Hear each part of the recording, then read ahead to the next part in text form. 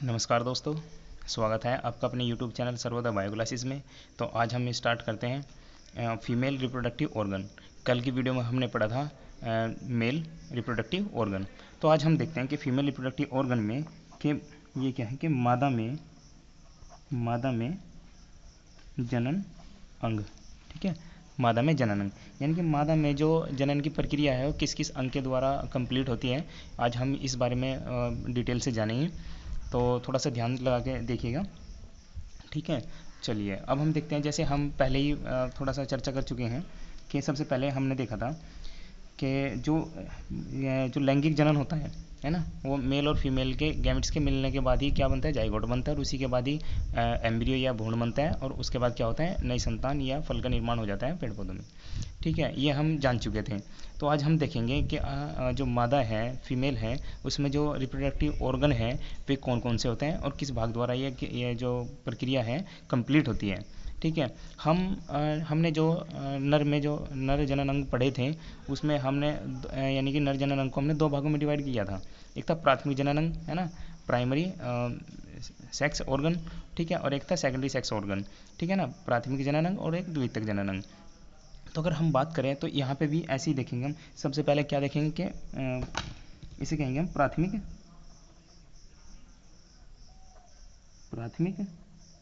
जनन अंग। अगर हम प्राथमिक जनन अंग की बात करें, है ना, प्राथमिक जनन अंग में क्या आ जाएगा, सबसे पहले क्या आएगा प्राथमिक जनन अंग में। अगर हम बात करें सबसे पहले आएगा इसमें अंडाशय, जिसे हम बोलेंगे क्या आएगा, अंडाशय, जिसे हम बोलेंगे ओवरी, है ना। क्या आएगा, ओवरी या अंडाशय। और बच्चों थोड़ा सा ध्यान दीजिए कि कुछ बच्चों कमेंट्स आ रहे थे कि सर हम कैसे नोट्स बनाएं। तो आप ऐसे करिएगा कि जैसे आप वीडियो को पहले देखना, वीडियो को देखने के साथ साथ में आप अपना कॉपी पेन लेके बैठेगा, और साथ साथ में जो चीज़ें आपको अच्छी लग रही है ना, जैसे मैंने पढ़ाया कि ये मादा जनन अंग है, तो आप इस तरीके से टॉपिक डालिएगा, और मादा जनन अंग में जो आपको समझने लायक चीज़ें हैं और इसके बारे में सब डिटेल से लिखते चलिएगा। आपके जो नोट्स बनेंगे एग्ज़ाम टाइम पे वही काम आएंगे, और उनसे अच्छा कुछ नहीं होगा। ठीक है, तो मैं तो यही कहूँगा आपको सबको कि आप नोट्स बनाते चलिएगा, और वीडियो अच्छी लगे तो लाइक करना और इसे सब्सक्राइब भी करना। ठीक है, चलो देखते हैं। यानी कि अगर हम बात करें प्राथमिक जनन अंग की, तो प्राथमिक जनन अंग मादा में क्या होता है, ओवरी होता है।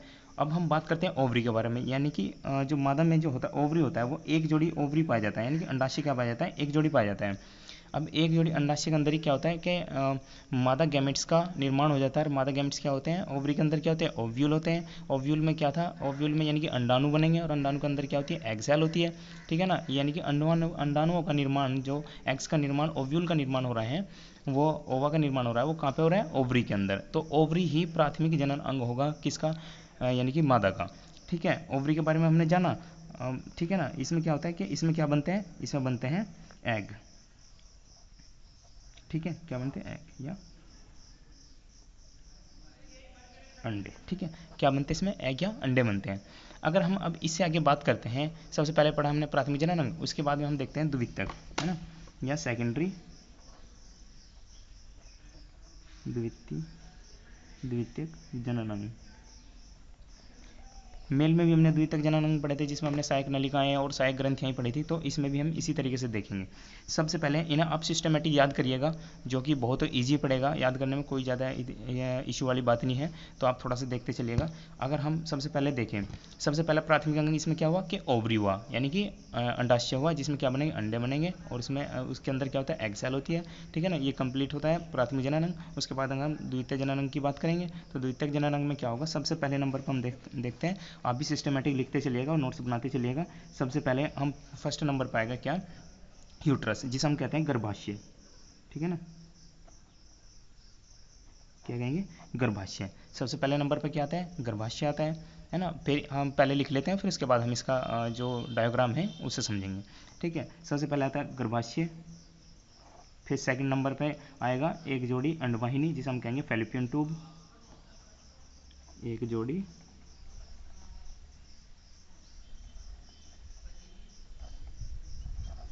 अंडवाहिनी या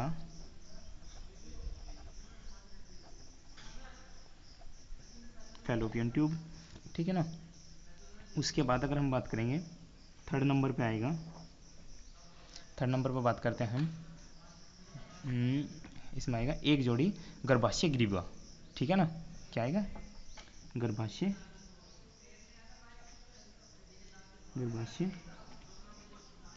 ग्रीवा, ठीक है। उसके बाद अगर हम बात करें फ़ोन नंबर की, फ़ोन नंबर पाएगा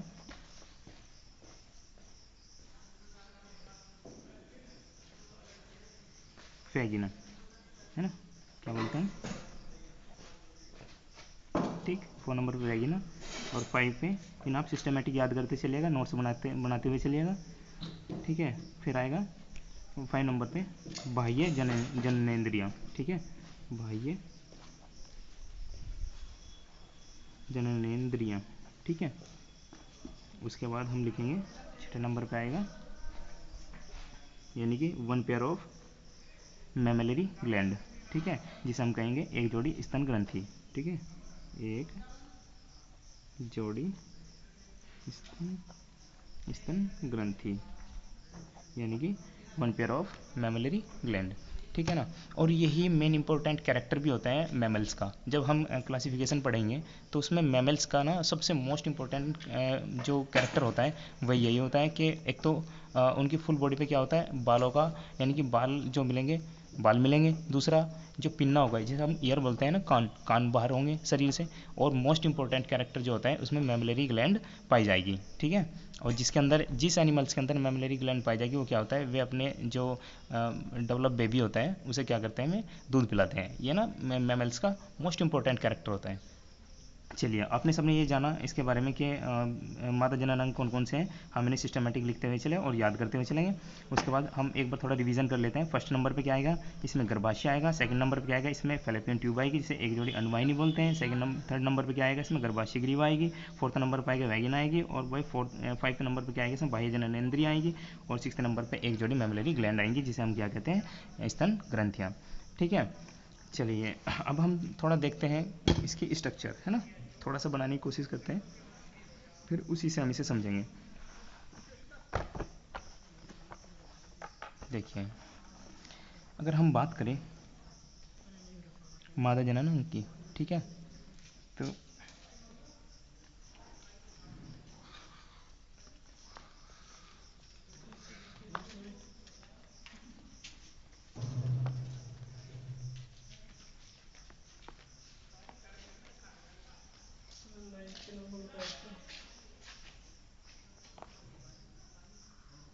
नंबर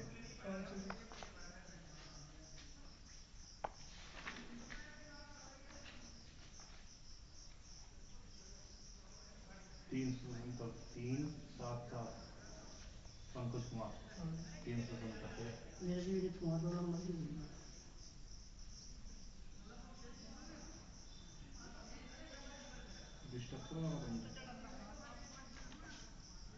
ना। अब देखते चलिएगा, ये हम बनाते हैं माता जननांग, ठीक है। थोड़ा आप भी कोशिश करिएगा, मैं रफली बना रहा हूँ, आप थोड़ा इस किस्से और डायग्राम को देखते हुए तब साफ साफ बनाना, उसके बाद हम देखेंगे, ठीक है।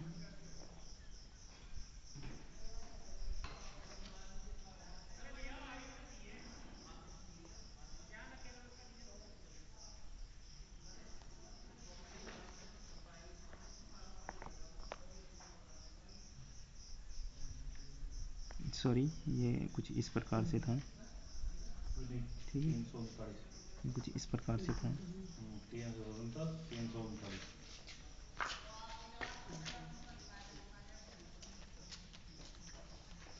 ये यहाँ से आएगा भाई, है ना, थोड़ा सा इसे देखते हुए चलेंगे हम। ये यहाँ से कुछ इस तरीके से, ठीक है, ठीक है, ये ओवरी होती है,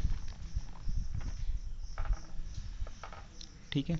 ये यहाँ से ना, ये वाली लाइन ये इस तरीके से, थोड़ा ये यहाँ से बंधनी है, थोड़ा ऐसे देखेंगे, यहाँ से आता है ये कुछ ऐसा, ये, ठीक है। हमने ये बनाने की कोशिश करी। उसके बाद हम देखेंगे ये जो है, इस ये क्या है, इसे हम बोलते हैं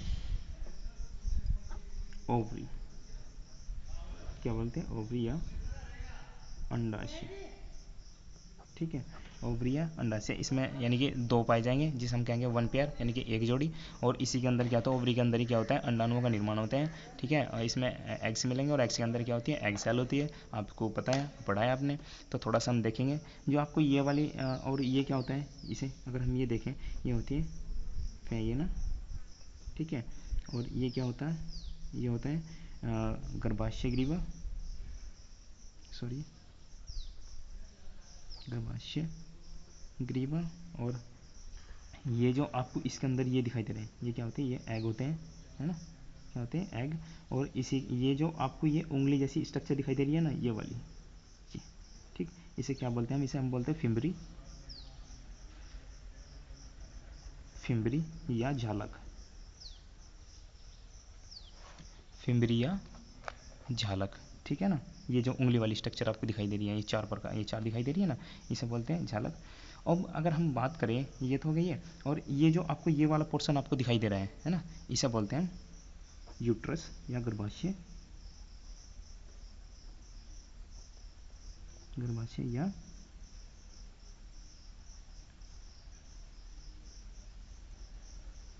यूट्रस, ठीक है। आप थोड़ा देख लीजिएगा। और उसी के बाद अगर हम बात करते हैं, आपको जो ये वाली यहाँ से लेके ये जो ट्यूब है ना, यहाँ से लेके और यहाँ तक की ये वाली जो ट्यूब होती है, ये होती है फैलोपियन ट्यूब, ठीक है। क्या होती है ये, फैलोपियन ट्यूब। और जो फैलोपियन ट्यूब होती है, यही रेस्पॉन्सिबल होती है फॉर फर्टिलाइजेशन के लिए, यानी कि जो निषेचन की क्रिया होगी वो फैलोपियन ट्यूब के अंदर होगी। अब हम देखते हैं कि आखिर वो किस किस प्रकार से होती है। अब अगर हम बात करें कि जो फैलोपियन ट्यूब है या अंडवाहिनी है, तो इसके 4 भाग होते हैं।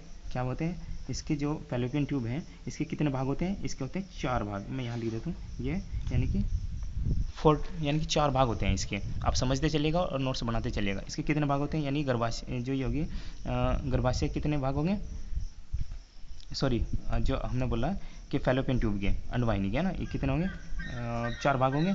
फर्स्ट नंबर पर अगर हम देखते हैं, ठीक है, तो सबसे पहले नंबर पर आता है ये फिम्बरी, जिसे हम बोलते हैं फिम्बरी, यानी कि ये वाला जो दिखाई दे रहा है ना, फैलोपियन ट्यूब यहाँ से लेके ये फैली हुई है, ये फैलोपियन ट्यूब, ठीक।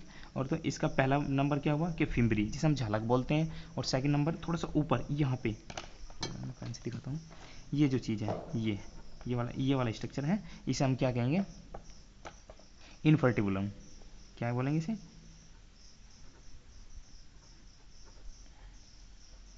इनफर्टिबुलम, ठीक है, या कीपक, इनफर्टिबुलम या कीपक। इसके 4 भाग होते हैं। और यहीं से कंपटीशन में भी क्वेश्चन उठता है, कभी कभी पूछ लेता है, ठीक है ना, कि जो ये होती है फैलोपियन ट्यूब, इसके कितने भाग होते हैं, तो इसके 4 भाग होते हैं। ये उंगली जैसी स्ट्रक्चर, इसको क्या बोलते हैं, फिम्बरी बोलते हैं, इससे पहला इनफर्टिबुलम।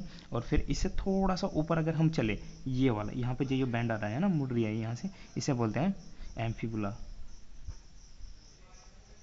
एम्फुला, एम्फुला बोलते हैं, जिसे तुबिका कहते हैं हम, तुबिका, ठीक है, एम्फिबुला। थोड़ा समझते हुए चलिएगा, राइटिंग थोड़ा ऐसी है। तो आगे हम देखेंगे कि फिर अब थोड़ा सही दिखाई दे रहा होगा आपको, ठीक। तो इसके बाद अगर हम बात करें, यानी कि हमने इसके 3 पार्ट पढ़ लिए, एक तो फिम्बरी होगी, है ना, इनफर्टिबुलम होगा और एम्फुला होगा। इसके बाद ये जो आपको स्ट्रक्चर यहाँ से दिखाई, ये इसका पूरी का नाम क्या है, ये जो यहाँ से लेके यहाँ से मैं कट लगा देता हूँ, ये और ये, इसे क्या कहते हैं, फैलोपियन ट्यूब। क्या बोलते हैं इसको, हम बोलते हैं इसको फैलोपियन ट्यूब, फैलोपियन ट्यूब या फैलोपियन ट्यूब या गर्भाश, इसे बोलेंगे हम अंडवाहिनी, फैलोपियन ट्यूब या अंडवाहिनी, यानी कि ये 2 मिलती है, एक इधर, है ना, एक जोड़ी। उसके बाद अगर हम बात करें इसमें फैलोपियन ट्यूब हमने पढ़ ली। उसके बाद अगर हम देखें तो ये वाला जो यहाँ से पार्ट आपको दिखाई दे रहा है, ये वाला पार्ट, है ना, यहाँ से मैं इसे गोल कर देता हूँ, इसे बोलते हैं हम इंथेमस, इंस्थेमस। अब जो क्वेश्चन उठता है ना, यहाँ से कंपटीशन में क्वेश्चन है, कभी कभी ये एक बार नीट में आया हुआ क्वेश्चन है कि हम जो एग्स होते हैं ना, वो फिम्बरी के द्वारा, ये जो एग्स आपको दिखाई दे रहे हैं ना, ये मैं बना देता हूँ, ये फिम्बरी के द्वारा यहीं से एंटर करते हैं और इस फैलोपियन ट्यूब में को होते हुए कहाँ पहुँचते हैं, यहाँ पर पहुँचते हैं इंस्थेमस के पास। और यहीं से इंस्थेमस के पास से पहुँचते हैं, जो कि एम्फुला, है ना, एम्फुला और इंस्थेमस का क्या होता है, जंक्शन होता है, जंक्शन होता है मेल, है ना, ये जंक्शन। यहाँ पे क्या होता है, यहाँ पे एग्स और स्पर्म पहुँचते हैं, जिससे क्या होता है, फर्टिलाइजेशन की क्रिया कंप्लीट होती है। ठीक है ना, कहाँ पर होती है, इंस्थेमस और एम्फुला के जंक्शन पर। ठीक, एग्स और स्पर्म का जो मेल होगा वो यहीं पे होता है, ये समीकरण होते हुए। तो उसी के बाद क्या बनता है, उसी के बाद जाइगोट बनता है, जाइगोट के बाद क्या बनेगा, आपका जो एम्ब्रियो होगा, और एम्ब्रियो के बाद ही न्यू संतान की उत्पत्ति हो जाएगी। तो हमने ये पढ़ा। ठीक है, आई होप आपको बहुत अच्छे से मादा जो जननांग है आपको समझ में आया होगा। और ठीक है, और नेक्स्ट वीडियो में हम देखेंगे कि आखिरकार जो शुक्राणु जनन क्या है, और अंडाणु कैसे बनते हैं, शुक्राणु कैसे बनते हैं। तो ये सारी बातें हम डिस्कस करेंगे नेक्स्ट वीडियो में। और हाँ बच्चों, आपके लिए कुछ सवाल हैं, है ना, जिसके आप मुझे कमेंट्स बॉक्स में जाके मतलब कि कमेंट्स करिएगा आंसर, या आप मुझे पर्सनली लिख के सेंड करिएगा। मैं कोशिश करूँगा कि उसका नाम भी अगली वीडियो में लेने की कोशिश करूँगा मैं। तो आप मुझे बताइएगा। सबसे पहले क्वेश्चन नोट करिएगा, शॉर्ट नोट से, कि निषेचन क्या होता है। पहला क्वेश्चन है ना, आप लिखिएगा कि निषेचन क्या होता है, मादा युग्मक और नर युग्मक क्या क्या होते हैं, मादा युग्मक कहाँ बनते हैं और नर युग्मक कहाँ बनते हैं। 3 क्वेश्चन हो गए। ठीक है ना, मादा युग्मक कहाँ बनते हैं और नर युग्मक कहाँ बनते हैं, और निषेचन क्या होता है। ठीक है ना, आप इन सबको नोट्स, यानी कि इसका क्वेश्चन का आंसर आप मुझे कमेंट्स बॉक्स में भेज के टाइप कर सकते हैं, यानी कि भेज सकते हैं। और मैं कोशिश करूँगा कि उन्हें मैं सभी के कमेंट्स पढ़ूँगा। ठीक है, तो तब तक के लिए धन्यवाद।